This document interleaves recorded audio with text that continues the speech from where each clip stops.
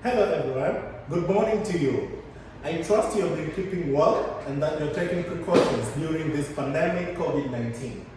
My good names are Tanzania. As I was introduced by my partner, Mr. Shazada Wali, today I'll be navigating you through the handling of probate and administration of deceased estates. Our focus will be on how to file for an application for probate or letters of administration, and the closure. How do we file an inventory once we are done with the administration process? I'll be having guiding points or subheadings to navigate us through the entire process. To begin with, I will commence with the procedure. How do we handle the administration of deceased estates? Number one, you need to understand whether the deceased died tested, meaning he left a will behind, or intestate, when the deceased died without leaving any will. If he left a will, meaning he died tested, now the procedure is as follows. Number one, it will be to convene a family meeting. In this very meeting, there will be a will to be read to guide the family members on how the deceased wanted his property to be administered upon his demise. In the will, there will be an identification of the beneficiaries. There will be assets that have been pinpointed by the deceased, and there will be an executor, meaning the person who will administer the estate upon the demise of the deceased. This will is a document which will guide the family members on how to conduct themselves during this era. Now, once the will is read, the identification of beneficiaries are known, properties left behind are known, the process of application in the court of law will commence accordingly. This will be an activity whereby the court confirms whatever that has been documented in the will, meaning the executor will now start performing the administration of deceased estate upon receiving a court order. At this particular point in time, the executor will start processing the burial ceremonies. Afterwards, he will be required to seek for a death certificate to allow him to continue with the administration of other parts of the deceased estates. This will be like sorting liabilities if there were any.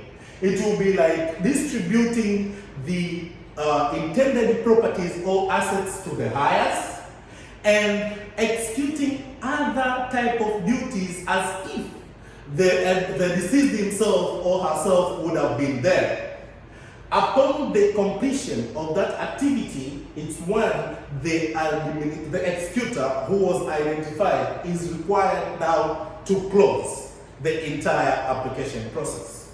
And the closure is conducted or carried out by way of filing an inventory. This is a prescribed form which will be like telling the court of law of how the exercise of an administration of a deceased estate was conducted. You will like recommending a report, like 100% of the entire estate of the deceased was administered to who and how.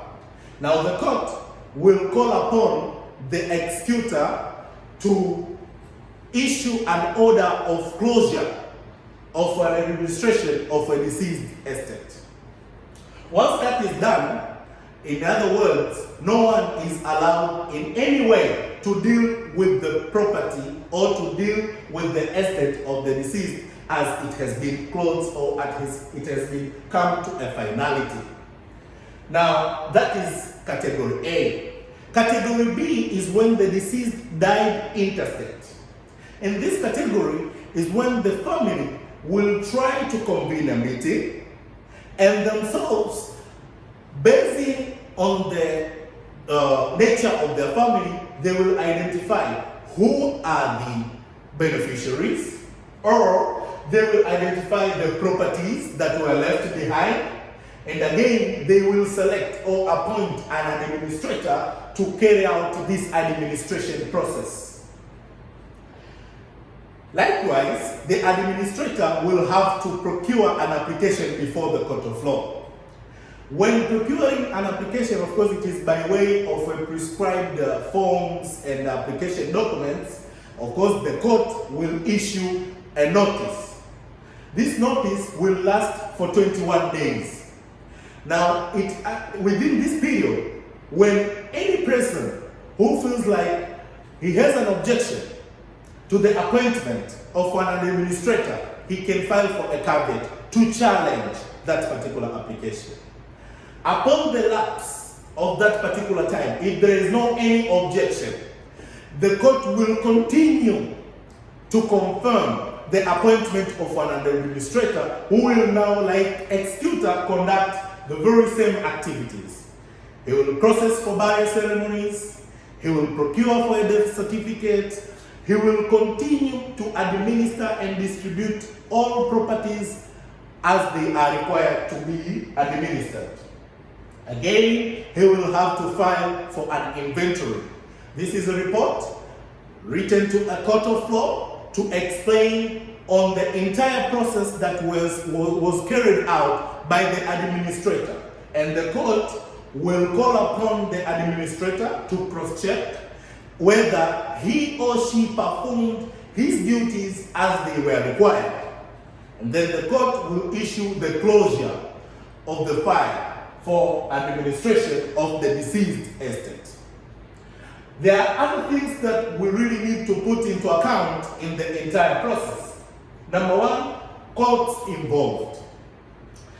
There is a primary court which normally entertain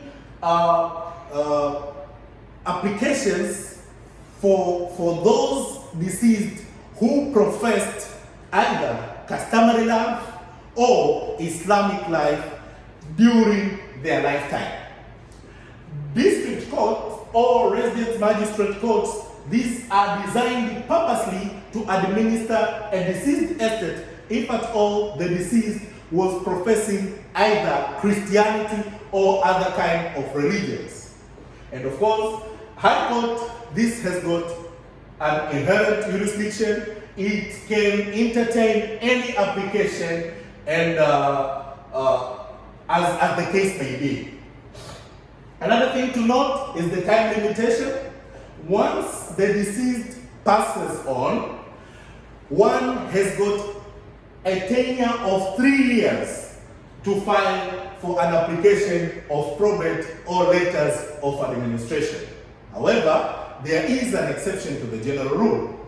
In every court door, there has to be a key to open it up.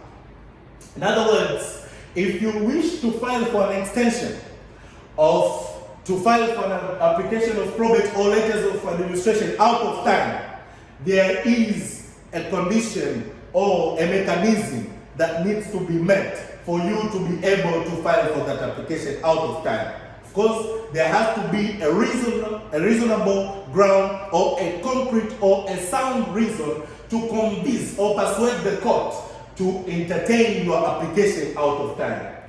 This is very rare, so it is advised for you to be able to successfully lodge for an application of probate or letters of administration to file it within the prescribed time.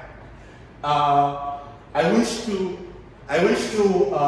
wind up by telling you on the necessity for these applications to be done in accordance with the family, I can say, the mode of life that the deceased used to live, for one to be able to successfully administer the administration of deceased estate.